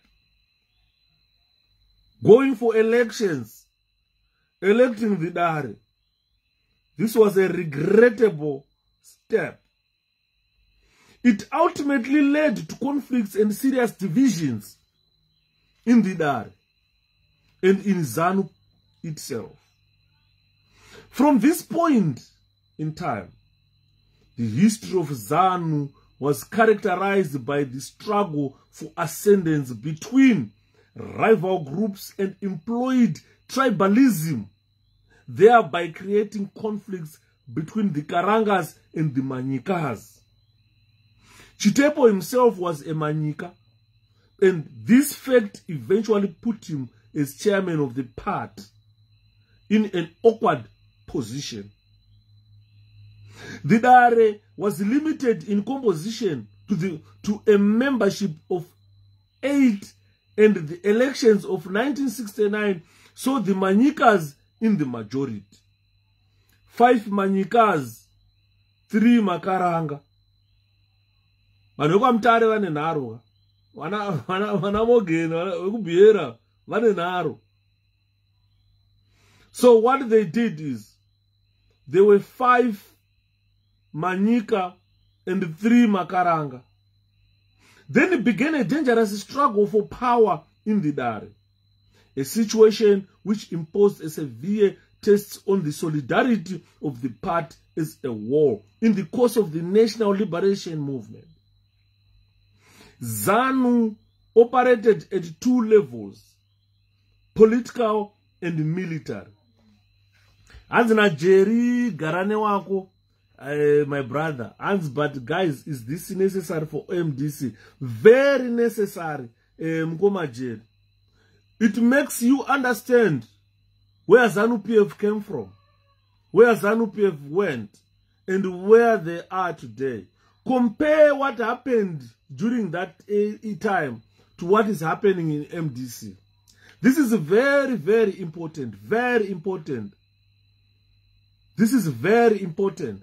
To those MDC people who have got ears to listen, listen to this very careful. It's very important. It teaches you something. So, ZANU operated at 2 levels. ZANU operated at 2 levels. 1 political and 2 military. If you look at what is happening today, MDC is operating at 1 level. It's operating at the political level only. And they are not operating at the military level, which will take years and years to dislodge a military wing. ZANU-PF, ZANU as it is today, they abandoned this political and they are now the military only. So they abandoned the level of politics and they moved to military politics, to military. So these were represented by particular officials in Dare. And both important and strategic posts as it were fell to the Manyika people. Noel Mukono, a Manyika, was the Secretary of Defense in the Dare, and consequently operational matters came under his direct command. On the political level too, Manyika Simpson Mtambanengwe occupied the office. That means on both levels, political and military, ZANU-PF was dominant. At the first biennial review conference in April 1969, those elected to the Dare way, vakanga vari mudare vana vachitaura vaya kuti vana chairman wedare rechimurenga ainzi Herbert Chitepo Administrative secretary ainzi Mukudzei Mudzi. Finance secretary ainzi Henry Hamadziripi. Secretary of External Affairs ainzi Nathan Shamuyarira. Publicity secretary ainzi Taziana Mtizo. Secretary for Welfare and Social Affairs ainzi Stanley Parirewa. Secretary for Defense aiwe Noel Mukono. And the Secretary for Political Affairs aiwe Simpson Mtambanengwe. On April 28, 1966, ZANU started its armed struggle in Zimbabwe. Hondo yechimurenga muZimbabwe yakatanga muna April 28, 1966. Ndo pakatanga hondo muZimbabwe. Yakatangwa neZANU-PF. Ndo according to this report. On the day, ZANLA engaged the enemy on the home ground in what has become to be known as the Battle of Sinoia in ZANU military annals. The years 1964 to 1971 saw the training and equipping of fighting cadres for guerrilla and regular warfare.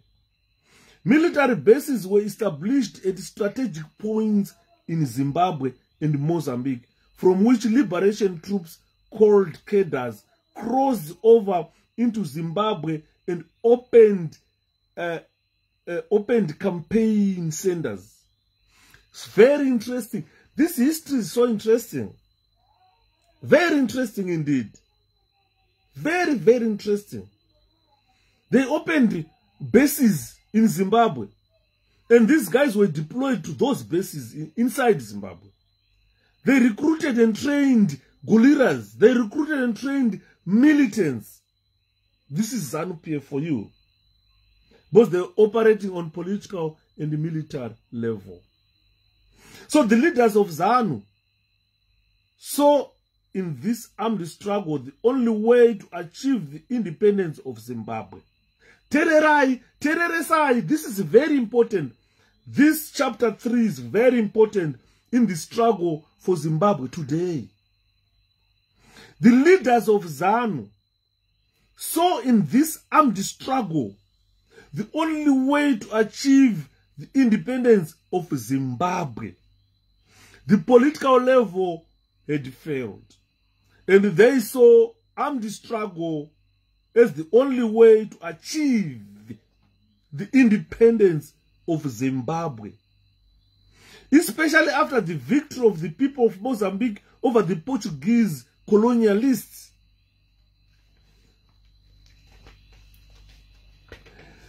Evidence of power struggle within the rank and file of ZANU based on tribalism started showing at the 1971 conference held at Kafue in Zambia. For the elections of the Dare Supreme Council. Dare was a Supreme Council. Pakaitwa my elections ukafue Dare 1971 goranda kazvarwa iroro. Pakaitka the struggle for power ipapo. After the elections, the successful candidates were Herbert Chitepo, aiwe chairman aibva kumanyika uko. Mukudzei Mudzi, administrative secretary aibva kumakaranga uko. Kwana kwai na mai. Henry Hamadziripi aiwe treasure ari mukaranga. Aibva kunza hanzi kune vasikana vanotenga bhasikoro nevhiki rimwe uko. Simpson Mtambanengwe aive political commissar uye aive manyika uyu. Manyika. Noel Mukono, Secretary for Defense aive manyika. Washington Malianga ranga riri zezuru direct. Richard Hove akanga ari mukaranga ari foreign affairs. Stanley Parirewa aive muzezuru. Saka mazezuru anga ari 2. Makaranga ari 2. Amanyika, they dominated the whole Supreme Council. So Nathan Shamyarira and Taziana Mtizwa, who were not re-elected, resigned from the part and later joined Flores. Ndoko kaenda vashamuyarira. Vakati wagamba varipo pairozeka vashamuyarira. Akajoina inonzi Flores when it was formed. Parirewa also resigned his post after 2 weeks and he too joined Flores. His vacant post in Dare was never filled. Henry Ramadziripo was treasure. Ari Mkaranga. Hando yokweduka gutu. Kwa ina mai. Makaranga anonnakiza.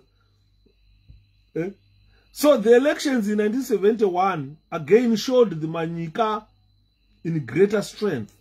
The Karanga elements more than ever now intensified the struggle to correct the imbalance in the Dare and to establish their ascendance. They realized this objective in the Dare elections in 1973 and at once proceeded to vigorously implement their policy of having Karangas in key positions and offices, both at the political and the military levels, and they succeeded. Nosaka muri kuona makaranga izvinezvi ndoesa ari kutonga government. Zvakabvira kare izvi. Makaranga manyika vachingonetsana. Mandevela apa hapana. Mandevela ari kunetsana kwavo naMutlabuko. Andimona. At the review conference of September 1973, the following persons were elected to the Dare. Saka vaona kuti manyika vaita dominate. 1973 kwakaitwa ka review. Ndobva kwaitwa rimwe Dare futi Chitepo remained chairman ari manyika. Mukudzeimudzi remained administrative secretary ari Mkaranga. Noel Mukono became secretary for external affairs ari manyika. Kumbirai Kangai angari Mkaranga became secretary for labor, social services and welfare. Ndiye munhu akauraya Zimbabwe. Kumbirai Kangai. Rugare Gumbo is still surviving. He was the secretary for information and publicity. Otherwise, ZANU-PF, Rugare Gumbo was supposed to be the president, according to the people who are there now. When Vesarum ZANU now, Rugare Gumbo was supposed to be a ZANU-PF president. He's the only surviving member of the Dare, I think. Then there was John Mataure, political commissar, Angari Manyika. Henry Ramadziripi, secretary for finance, Angari Mkaranga. Josiah Tongogara became chief of defense, Ari Mkaranga. Hans Kangai from Biera Mrambinda, 07 Pasosten. So the Karangas won majority seats at this election. 5 Makaranga and 3 Manyika. I think Wagavaita push out Mazezuru. Because Mazezuru Iwe Papa, Washington Malianga was no longer there. And another Zezuru, Stanley Parirewa, was no longer there. Waganga joina Flores. So Josiah Tongogara, a Karanga, took over from Noel Mukono Manyika as ZANU-PF Secretary Chief of Defense, as a member of the Dare and also leader of the ZANU-PF Military High Command. He was in a position to effect major changes in the military sphere. The Karanga elements came into effective control of ZANU in both its political and military aspects. In the process, much ill feeling was engendered in the part, and ZANU lost the cohesive strength necessary for waging a national struggle of the scale on which they had embarked. The petty wranglings and wrong methods of dealing with real or imagined rivals for power plunged ZANU-PF into utter confusion. and Ilimanzwa. So ZANU and the Unit Accord of December 1974, to bring the Zimbabwe warring political functions to the sense of responsibility they owed to the country. The OAU and the president of Zambia, Tanzania, Botswana, Mozambique attempted to unite them, and their efforts resulted in the Unit Accord of 1974. The decision for all the Zimbabwe nationalist movements to merge into the ANC was, however, strongly opposed within ZANU. According to the evidence of the Reverend Ndabaningistoli, president of former ZANU, at the time they came to Lusaka for unit talks, the atmosphere was tense. It was tense in his camp. There were two strong schools of thought. He said, one school believed in the unit and the other believed in the opposite. He stated further that at the time of Zimbabwe Declaration of Unity was signed, there was a strange feeling in the ZANU delegation. Revistole, in his own words, said, some felt that we should not have signed it, whereas others felt that we should sign the document. Joshua Nkomo said in evidence that ZANU was against unity and was reluctant to subscribe to the Unit Accord. So it was ZANU PF, it was ZANU which was a problem all along. So members of the ZANU executive, including Chitepo himself for some time, put up a solid wall of opposition to the Unit Accord. They saw in it the destruction of the ambitions, convinced that the liberation movement could only have meaning in the context of armed struggle, and that ZANU's military wing was in fact succeeding. They were not prepared to sacrifice all this in a large entity where their identity would be lost. Their own ambitions would go overboard, and others would step into the reap that for which they had not toiled. This was not to be, and so the struggle continued even after the signing of the Unit Accord and waxed strong. This is the end of chapter 3. You really understand that there was struggle between language. Vamanyika, vamakaranga, apa vatiza mandevele, vatiza mdara nkomo wakati mdevele, vakadzoka vakaifoma yavo political party yavaiti ZANU, yaitungamirwa nasekuru vangu. ZANU iyoyo, makabva matanga kuti sekuru vangu havachadiwi, vari mumajeri vakudzinga mdara, vakuti Mugabe chitora. So pavanhu vese muri kuona vari kumhanya vachiti Zimbabwe aiwe ZANU takarwa kondo kuti hapana so far aivepo apa kunze kwarugare gumbo. Vadaro these people vakaita madara asingapere, vakabudira dare Chitepo airamba ari pamusoro ari mumanyika, bhoza vamanyika vanenge ndo vaidominate until vazoita imwe dare rekupedzisira iri rakazoita tongogara chief of defense ari iye Mukaranga akatora kubva kuna Mukono, akatorera Nowe Mukono aive manyika. Saka this struggle for power yakaramba iripo, ZANU ichiramba unity. ZANU yairamba unit, a boys Midlands rider unit, but manyika ZANU I think Makaranga anenge aida unity rameno vainetsana ipapo. Saka this struggle yemarudzi, tribalism, language, struggle for power, all this struggle led to what we call the Nari Rebellion. Hanzi Ngomo was a Kalanga, not Ndebele. And in Ndebele, Seba, let me take you back. I think Ndebeles are a conglomerate of languages, including the Kalangas as well. because hakuna rudzi runonzi Ndebele, hakuna. But it's a conglomeration of languages. Mbatanidzwa omarudzi. Ekuti unoona makalanga arimo, matonga arimo, na Peter and Love. We call them Ndebeles, but it's Tonga.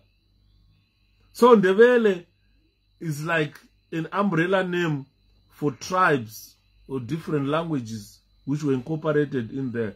But ndakanzwa umwe munhu achiti ukaenda ku South Africa uchitaura chiNdebele, maZulu andokuudza kuti uyu munhu haasi muZulu mu South Africa, mu Zimbabwe. Hanzi maZimbabwe munoqaqaqa munotaura kuti you are quickly identified. This is not Zulu, it's Ndebele. Because Ndebele is diluted language. Yakafanana neShona. Ukafamba uchibva kuRungwe uchinopinda kunana Mount Darwin uchidzika uchisvika wasvika kumanyika, Shona dzacho dzinoenda dzichisiyana. Wakunosvika kunana Mount Darwin unokwa kutaura Chisena, asi Chishona, Chimozambican. So I think we call them Shonas. I think it's same with Ndebele. So we say Nkomo is Ndebele. Although he was Kalanga, but he was Ndebele. Ndebele is an umbrella name for all these languages called Tonga, Ndebele, Anskalanga, Chichi, Kwakushaya Mavuzi. And that's colonizing other tribes. Definitely. It's not colonizing, but it's an umbrella name of the region, the language that are spoken in that region. After they were conquered, because those Kalangas, they were weak and they were conquered by Mzilikas, I think. Masipula stole. Elekia Mswanda. Anyway, that's fine. So, all these squabbles in ZANU led to the Nari rebellion. This is where a lot of people are waiting to hear the Nari rebellion. So the Nari rebellion is to the chapter Yakakura Wakumana. The Nari rebellion chapter is episode 3, which we'll do tomorrow. What were the causes of the Nari rebellion and what happened during the Nari rebellion? Chichakaitika. Kuti pazonzi our the Nari rebellion. Who was Nari? Why did these guys rebel? Where are they today? Nopanda chemerwa nemusikana andifonera akati Shepherd, I'm still looking for my father. My father died in 1978. Up to now, I don't even know my father. Andipanezita, I'm not going to mention it. Why don't the Zimbos speak Swahili? I don't even understand. Because Swahili is almost like Shona. But the likes of Wana Chimbetu is not Zimbabwean. I told people, Chimbetu is not Zimbabwean. It's not Malawian. Chimbetu is Tanzanian.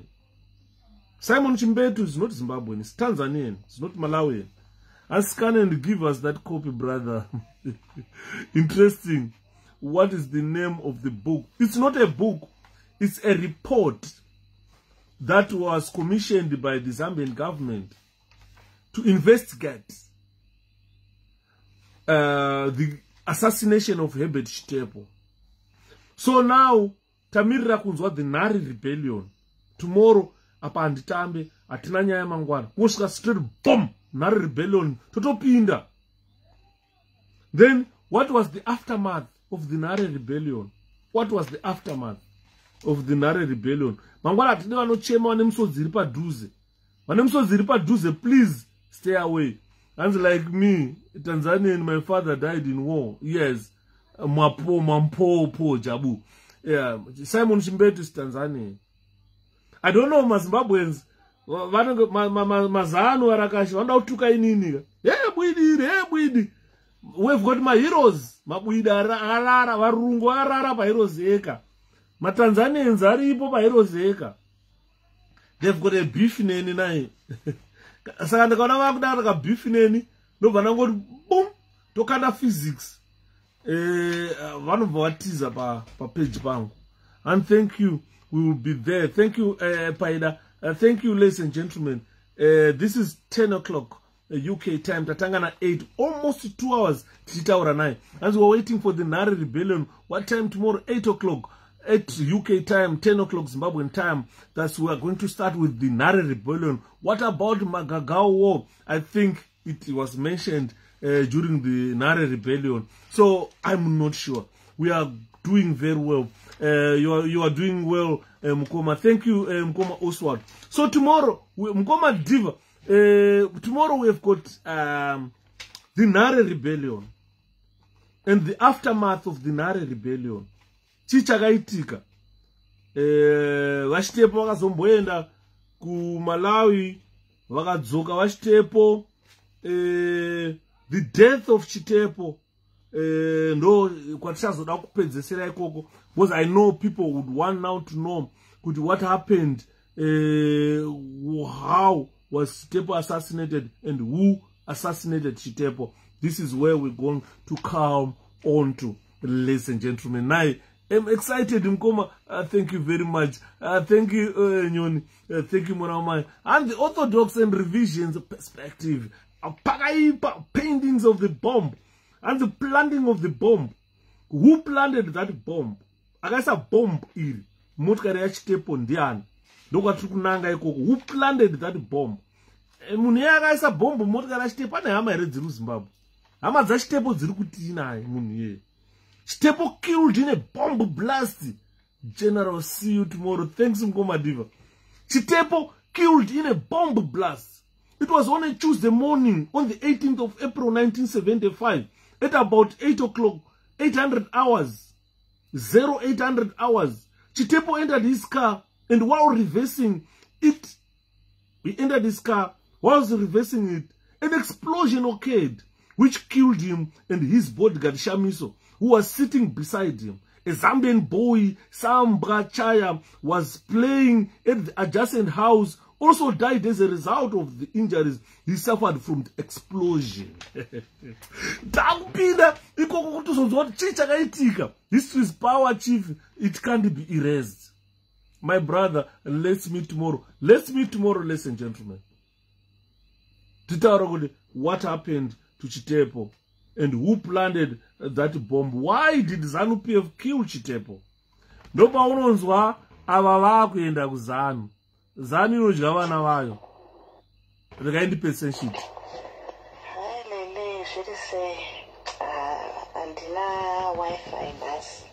I could have called, but dzakajeka lele, ndaina nafeji. Tikanotaura. Hanzi kwakanaka kuZANU zvisingaiti. Mazvinzwa? Memory mondial.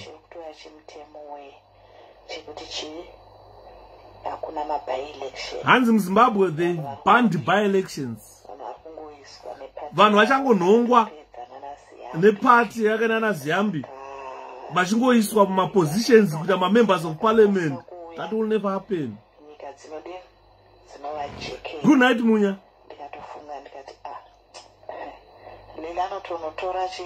Zvikanzi Lilian yo Timovis yautore constituency yeMkoba yachibaya. Just imagine.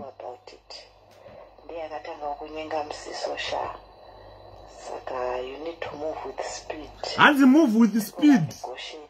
Vanhu vamurutara ma-leaders edu atayaelecta kuti vatungamire party. Makanditorera henyu city but chitewo kuti ndisatorerwe mota. Liliwe vanhu soka. Vana so cunning, I'm telling you. Saka issue yemota hanzi I know kuti kune mama hardcore. These people, they are only concerned with the cars. They are not concerned with the constituents. They are not concerned about you at all. What they are concerned about is cars, their life. Monzora Muroi. Muruzhinzwa kuti Monzora Muroi ka. Ndizonzwa munhu anoti Monzora ndokudimbura musoro. Cheka musoro. So it's something that is underway. There's no need to worry. You know, so Monzora Muroi, mazvinzwa? You lose nothing at the end of the day. But believe you me, hakuna election shamwari. Hanzi hakuna ma-elections. Naziyambi. Igonzwa munhu uyo naye. Do you think even alliance kana UMDCT iri ready for election kuti tinowina? Hakuna zvinhu zvakadaro. Saka pakatoipa bhuru. Saka hano we had a fruitful meeting and I think things are shaping up. We just need to take a bold decision at the end of the day. Put a bold decision that this is what I'm going to do. It's about me and my family because Munwesa is looking out for themselves. These are selfish people and vanenge vachinonegotiata behind the scenes. Iwakangoti kwangwa wakadaro. So yeah. This is stinking. Embarrassing.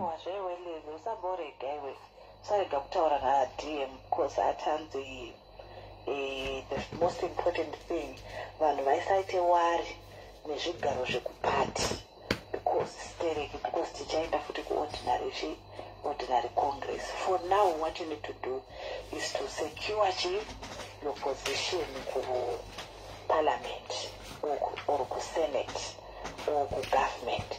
Was secure, then we have even funds to campaign kuti ndira chigaro chakati.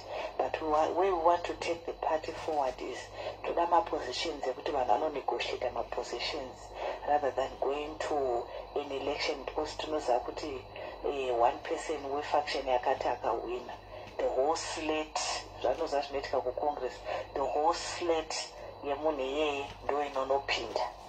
Saka mavanzwa varoi vaipamonzwa nanzi muzimbabwe mune varoi mairamba financially stable in terms of fuel, chichi, then also fight chigaro chekupati. But as of now, we are looking at national interests and we politics at a national level rather than at a party level.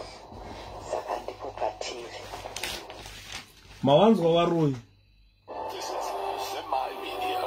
Zemai.com. Simba, thank you so much. Ladies and gentlemen, tasvika kwamvura yacheka makumbo. Ticharamba tichitaura naye 8 past, tata 2 hours tigere panapa tichitaura the Nhare rebellion. Mangwana taura Nhare rebellion. Ndo yakamirwa nevanhu vese. They want really to understand what was it, what happened, who died, who were killed, and why ZANU-PF killed those people. So tomorrow I will trip Nhare rebellion. Enjoy your night.